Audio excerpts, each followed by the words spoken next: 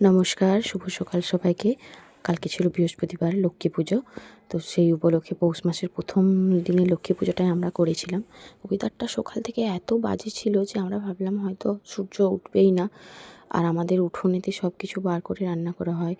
আর এদিকে বেটুকে সামলানোর জন্য একটা লোকের দরকার।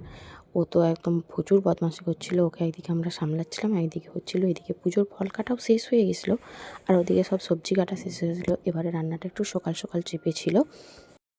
ওইদিকে রান্না চলছিল, আর এদিকে ওপরে ঠাকুর ঘরে সব কিছু ডেকোরেট করছিল আমার হাজব্যান্ড।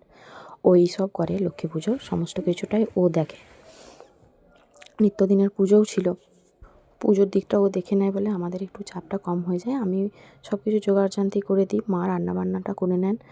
আর এই যে আমরা দুজনে রেডি হয়ে গেছি স্নান করে। ও হাসছে তো হেসেই যাচ্ছে, কি ভালো লাগছে হাসতে।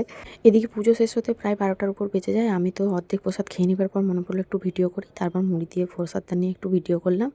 আর এদিকে মায়েরও রান্না কমপ্লিট হয়ে গেছে, পায়েসটা হচ্ছে, আর এদিকে খিচুড়িটা চলছে। বাস, তাহলেই কমপ্লিট। এবার সব রান্না করা থাকবে, আমার হাজব্যান্ড এসে ঠাকুরকে ভোগ নিবেদন করে দিলেই বাস। সকালের একটা পুজো হয়, দুপুরে ভোগ নিবেদন করা হয়, খিচুড়ি প্রসাদ, আমাদের খিচুড়ি প্রসাদ করা হয়। আর রাত্রেবেলায় একটা শীতল দেওয়ার সময় যে কোনো মিষ্টি দিয়ে ঠাকুরকে পুজো দেওয়া হয়।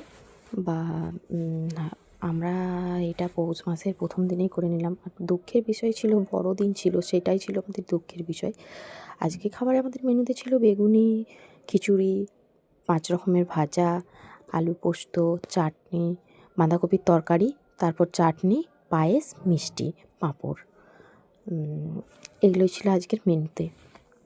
তো এগুলো আমাদের মানে কি বলবো, প্রথম দিনে লক্ষ্মী পুজোটা করাও হচ্ছে, আবার মনও খারাপ যে 25শে ডিসেম্বর ছিল বড়দিন, আমরা কিছু খেলাম না।